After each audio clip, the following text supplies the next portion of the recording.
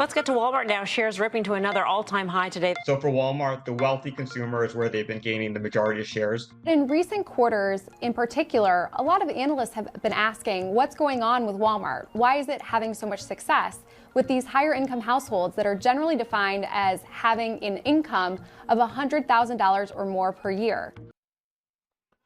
So this is interesting. I think we have covered this topic slightly before.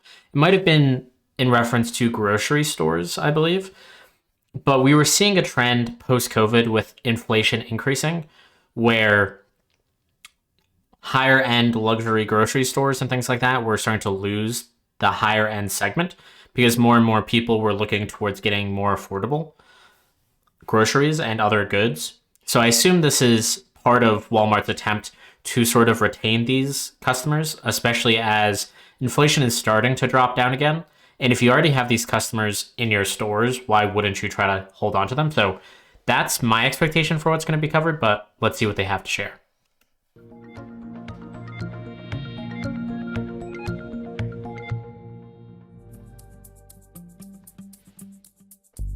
I'm Melissa Repko, and I'm a retail reporter for CNBC.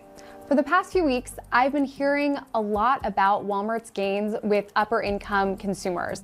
Those shoppers contributed again to the company's results in the most recent quarter.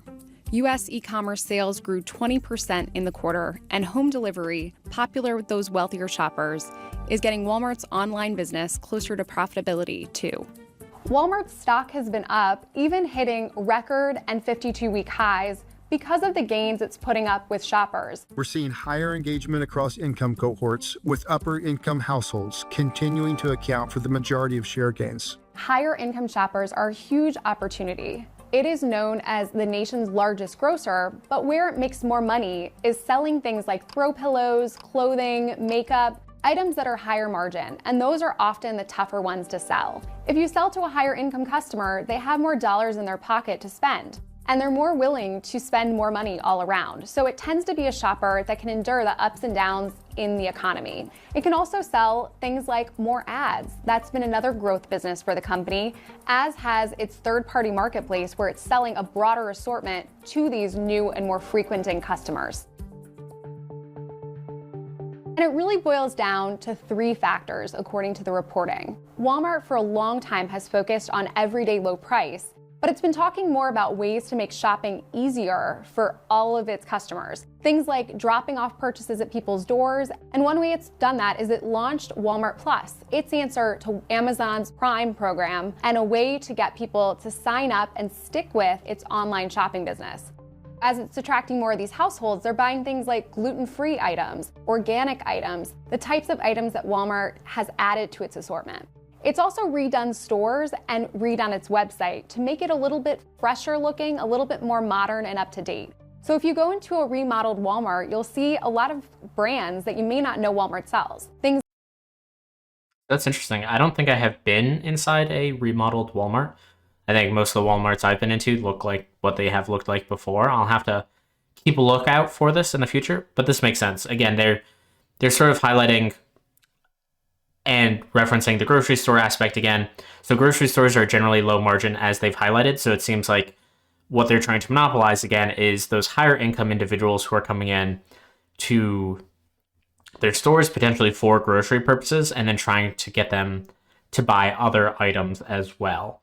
And so this is an interesting shift for them, considering they have been low price historically, because usually the higher income individuals are going to want to buy presumably more luxurious or more prestigious items, as opposed to, I think, what folks generally think of Walmart as being the cheapest option, and you go there and you get like a $2 shirt or something like that back in the day. And so that's where you would go for the lowest of low quality and the cheapest of cheap items. And so hopefully they'll cover that. It seems like they're referencing how they're adding in new brands and things along those lines.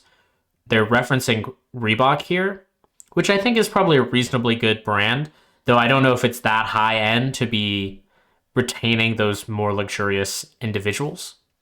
Like Reebok, Walmart's also launched fashion brands called Scoop and Free Assembly, and they have a lot of pieces that are lower cost, but a little bit more fashion forward. Things that you might find at a specialty retailer, a cute sundress, a blazer, more color pops or earrings. Again, a way to kind of get away from Walmart's reputation as being more of a grocer and more of a place to get things like paper towels. What was, interesting was the continued gains in the higher income household. I remember you saying way back when that those gains might be difficult to hold on to as the economy improves, as shoppers return to their normal habits. The fact that they're sticking now sort of suggests one of two things. One, that they're not ready to move back yet, or two, that Walmart got a good shot at them and kept them happy. So I think he did bring up a good point, which is I think he's referencing those two options as clearly Walmart is doing something to keep them happy, which I'm sure they are working their hardest to make that possible. But just to dig in a little bit more on that first option, which is basically people aren't ready yet to move on, could also imply some level of instability seen by various members of the consumer space and the market. And so what could be happening is that people don't feel like inflation is over or that like the economy is fully settled. And so they're not quite ready to go back to more luxurious stores. Maybe they don't have their savings built back up from before inflation, and maybe they want to get that done before they move on. So it doesn't necessarily mean that Walmart is taking over the segment. It could just mean that people are feeling less secure right now as we start to transition to better markets. Again, I think we saw earlier this year that inflation actually increased a little bit in January, February. And so we know this is a common trend with inflation. You don't just have the Fed change rates and then it's just a smooth sail back into normalcy. Inflation will spike up and down. And so there will be some seesawing as we eventually get back into the healthy range.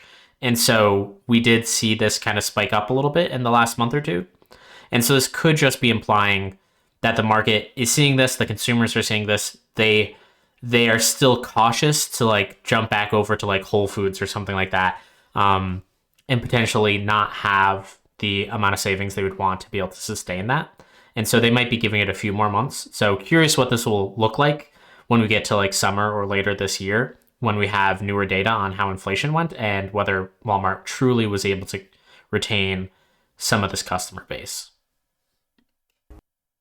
The big question here is, can Walmart maintain these shoppers? I recently spoke to John Furner, who's Walmart's US CEO, and he said that they're aware that in the past they've gained these shoppers and lost them.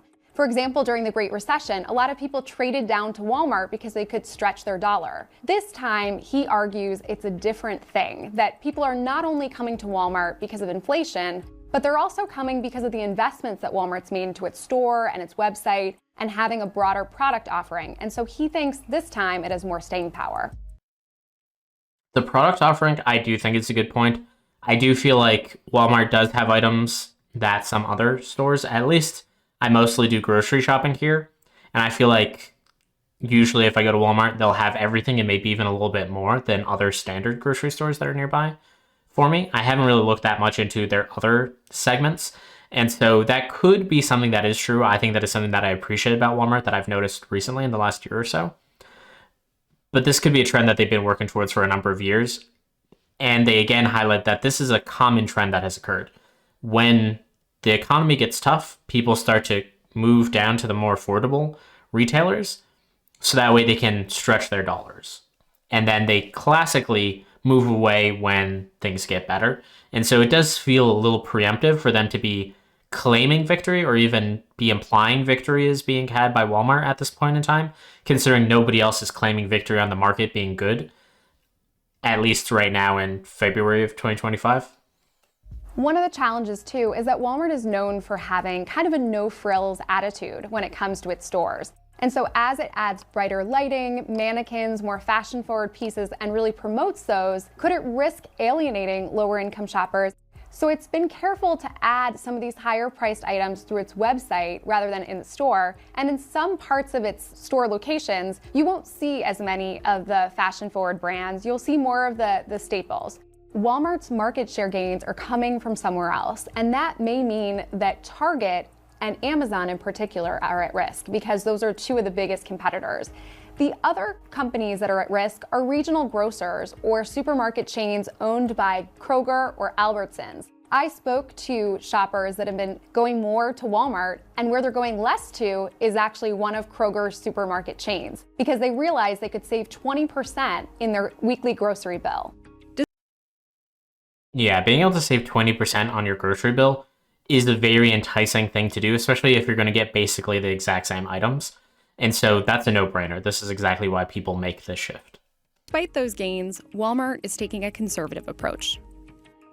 We have to acknowledge that we are in an uncertain time, and we don't want to get out over our skis here. There's a lot of the year to play out. Again, we feel good about our ability to navigate the environment, whether it's tariffs or other macro uncertainty. Thank you for watching. If you've enjoyed what you've seen, please hit like or subscribe. I will see you around.